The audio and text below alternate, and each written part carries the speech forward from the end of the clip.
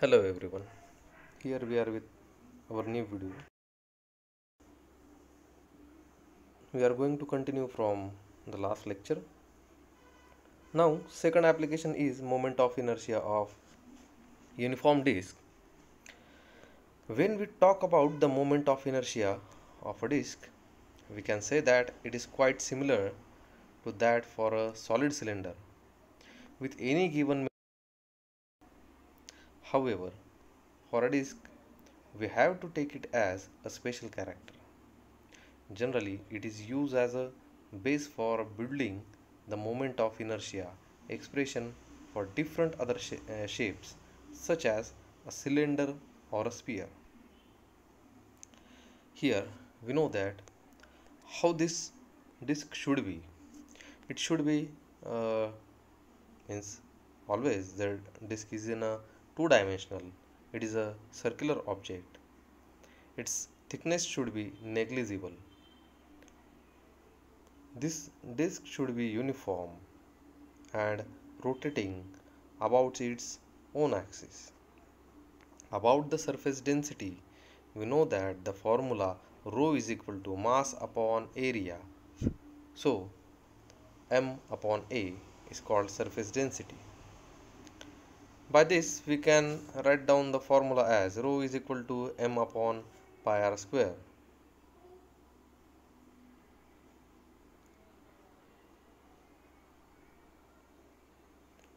After this, consider the uniform disk given in a figure. Take a look at figure. Its mass is m and radius is r. One of such a concentric ring may have mass dm. Dm is a small part of that disk, mass of that disk, and width dr. Dr is the length. It is a small part, extremely small part of the radius r. Then, therefore, area of ring, we know that the formula it is 2 pi r dr, that is rho is equal to dm upon 2 pi r dr. We can rewrite in a following manner, that is dm is equal to rho 2 pi r dot dr. As we discussed above the concentric ring, the entire mass dm is at a distance r from the axis of rotation. Thus its mi will be, we know the formula for moment of inertia, it is mr square. Here we are going to deal with a small portion of that mass which is dm, so we can write it as ir is equal to dm in bracket r square. So the mi of disk will be integration of ir from 0 to r. Why it is 0 from 0 to r? Because here we consider a small part of that radius which can be 0 from the 0 to its highest position r. By this we can write down the formula as follow, which is I is equal to integration from 0 to r ir.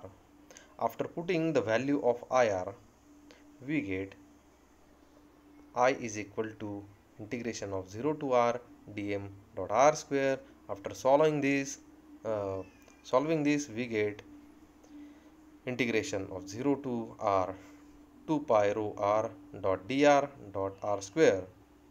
But we know that here the sum quantities are constant, therefore is equal to 2 pi rho integration of 0 to r cube dr. After solving this integration, we get I is equal to 2 pi rho in bracket r raised to 4 upon 4.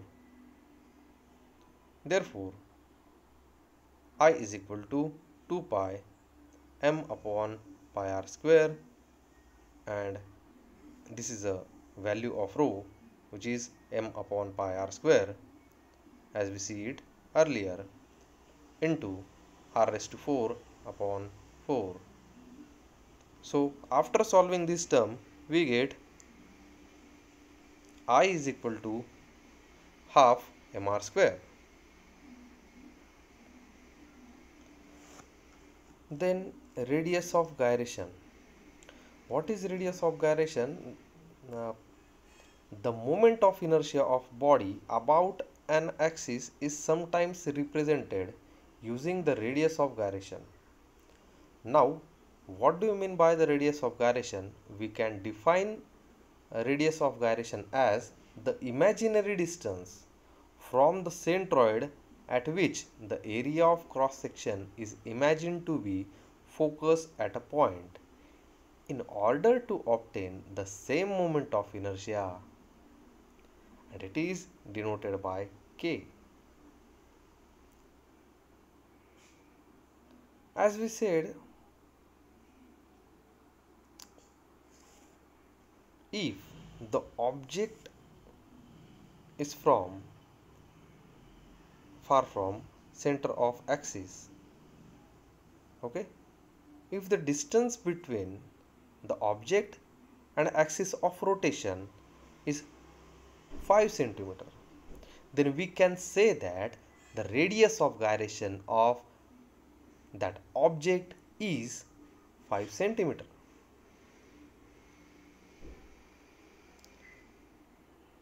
Here, what is the use of radius of gyration? The radius of gyration is used to compare how various structural shapes will behave under compression along an axis. It is used to predict buckling in a compression beam or member.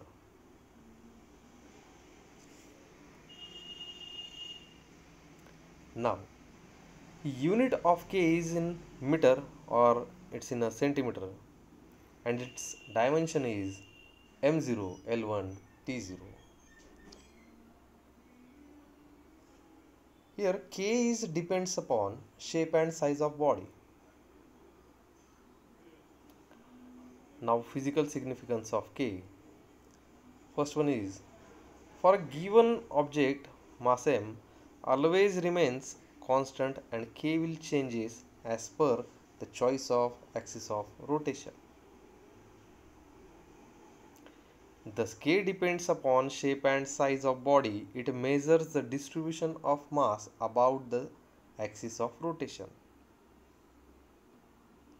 After that, for small value of K, we say that mass is distributed close to the axis of rotation, so mi is small.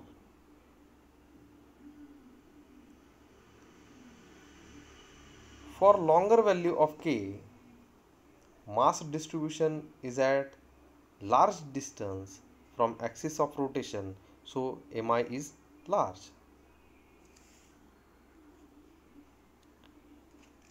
Now, this is the explanation for how K changes with its shape. Look at the slide. Here we have two different shapes. One is a uniform ring and another is a uniform disc. Here IR is a moment of inertia of uniform ring and ID is a moment of inertia of uniform disc.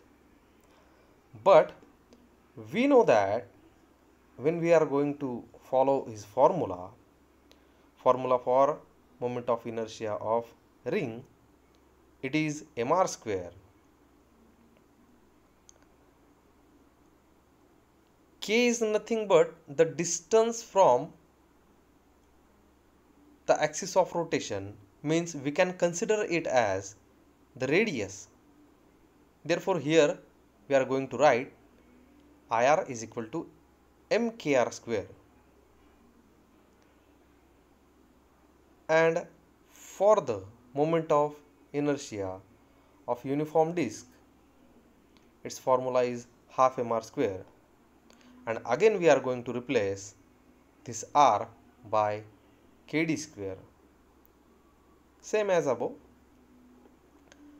Therefore, here kd's value is kd is equal to r upon under root of 2.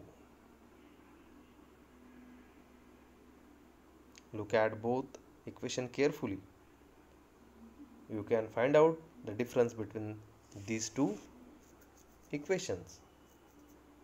So, by these equations, we can say that the radius of gyration of this disc is lower than radius of gyration of this ring.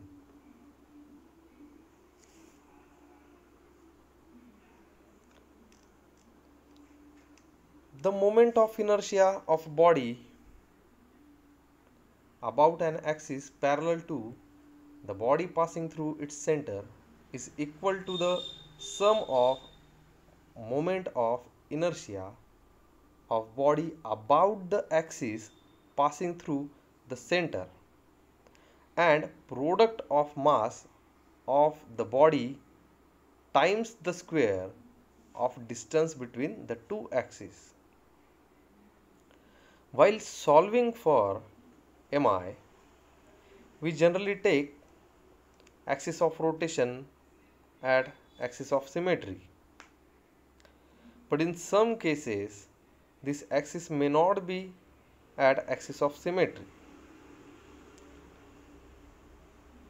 It can be parallel or perpendicular. So, here we are going to see the theorem for parallel axis. In order to apply this theorem to any object, we need two axes parallel to each other, with one of them passing through center of mass of an object.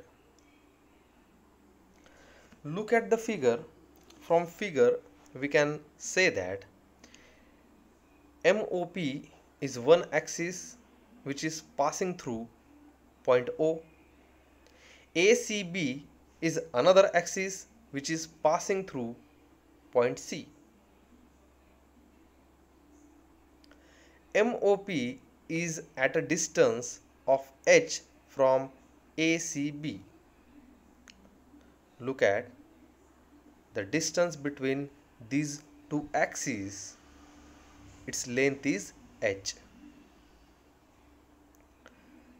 Let's consider small point mass dm at point D. We are going to draw point D, which has mass dm. We draw perpendicular dn. Look at the dn. It is perpendicular to which line? OC up to N. Okay, and we are going to join that points. After doing this, after finishing this business with figure, we are going to find out moment of inertia at a point O with respective D. Moment of inertia at point O with respective D. Look at the figure. By this, we are going to write its formula, which is I0 is equal to integration of dO square dm. At point C, now look at the point C. Above is for point O, and now we are going to calculate it for point C. IC is equal to integration of dc square dm. Okay. Now by this I0 is equal to dO square. Now look at the dO.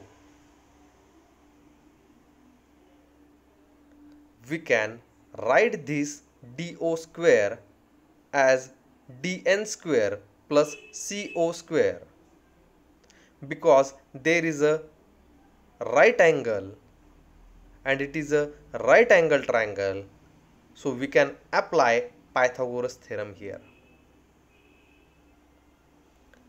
But we know that what is NO square. Look at the NO, line NO. We know that it is nothing but the NC plus CO. So we can write this as NC plus CO bracket square. After this, we are going to apply A plus B bracket square formula. By this formula, we can write this as NC square plus CO square plus twice NC CO. Therefore, I0, after putting this value in following equation, we get is equal to integration of dN square plus NC square plus CO square plus twice NC CO dm. But NC square but dN square plus NC square is equal to dC square. Look at the figure. dN square plus NC square is nothing but the dC square. Same as above, we are going to apply Pythagoras theorem. Therefore, we are going to write down the above equation in a following manner, which is I0 is of dC square plus CO square plus twice NC CO dm. Separating integration to each term and substituting CO is equal to H and values of IC and integration of dm is equal to m. After putting these values in above equation, we get I0 is equal to integration of dC square dm plus H square, which is CO square, then integration of dm plus twice H integration of NC dm. After solving this, we get I0 is equal to IC plus MH square plus twice H integration of NC dm. So we have I0 is IC plus MH square plus twice H integration of NC dm. This NC is a distance of point from center of mass. Any mass distribution is symmetric about center of mass. Thus, as per the definition, integration of NC dm is equal to 0. So, we get I0 plus MH square.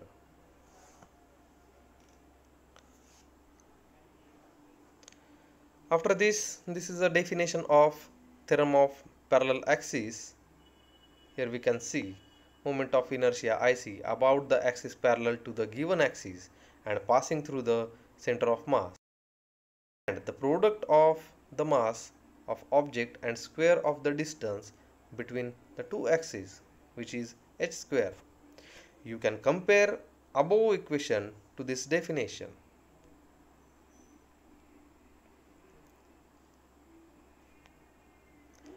Now we have a second theorem. Say in an engineering application, we have to find the moment of inertia of body, but the body is irregularly shaped, and the moment of in these cases we can make use of the parallel axis theorem to get the moment of inertia at any point as long as we know the center of gravity of the body. This is very useful theorem in space physics where calculation of moment of inertia of spacecrafts and satellites making possible for us to reach the outer planets and even the deep space.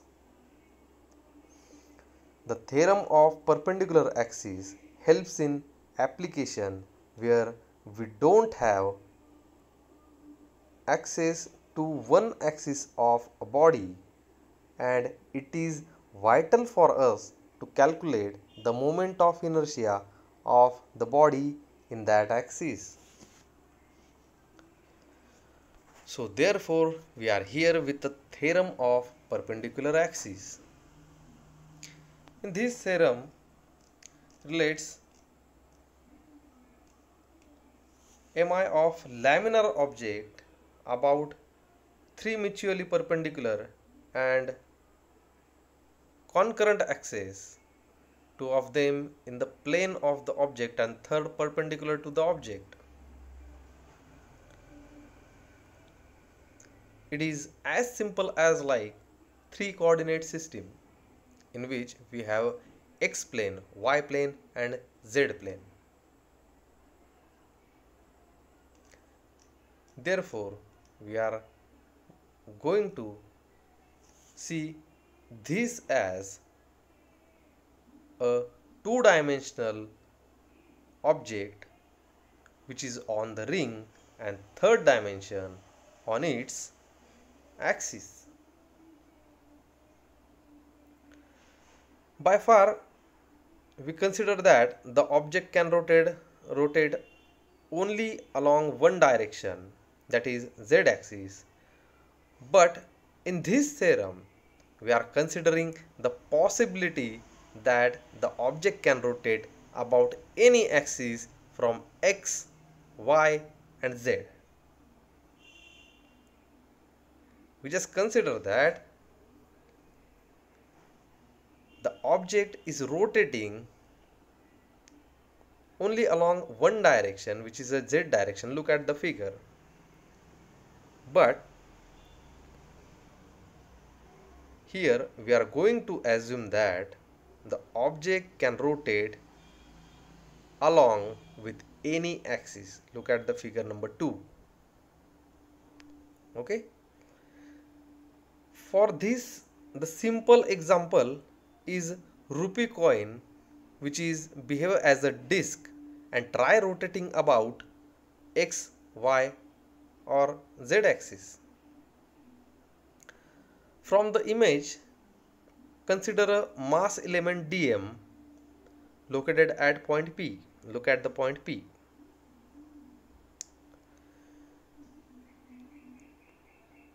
Pn is equal to x. Look at the point Pn, line Pn. We are going to define it as x, and Pm is equal to y. Are perpendicular drawn from P axis on point P on x and y axis respectively.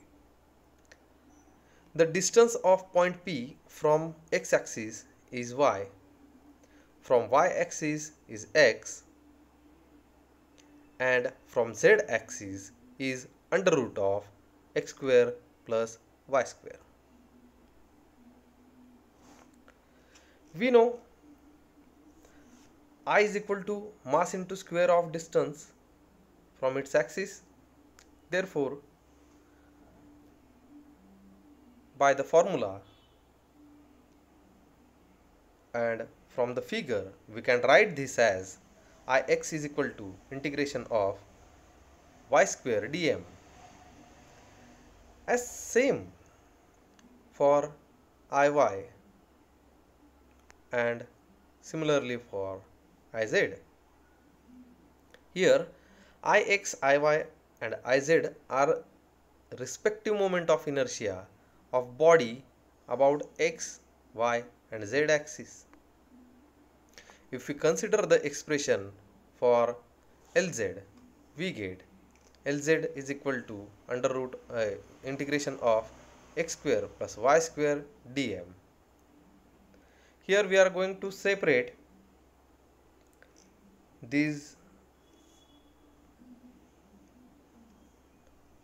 integrations, then we get Iz is equal to integration of x square dm plus integration of y square dm, and after solving these we will get Iz is equal to Iy plus Ix. This is the mathematical formula for theorem of perpendicular axis. Now we have to take a look at definition. It states that the moment of inertia of laminar object about an axis z perpendicular to its plane. Okay, look at the figure. Here z is perpendicular to its plane, is sum of moment of inertias about the two mutually perpendicular axes, which is x and y, in its plane, all the three axes being concurrent. So this is for today's video lecture. We are going to see the remaining and last part of this seminar after this lecture. I hope you are enjoying this videos lecture series in COVID-19 crisis. Have a good day.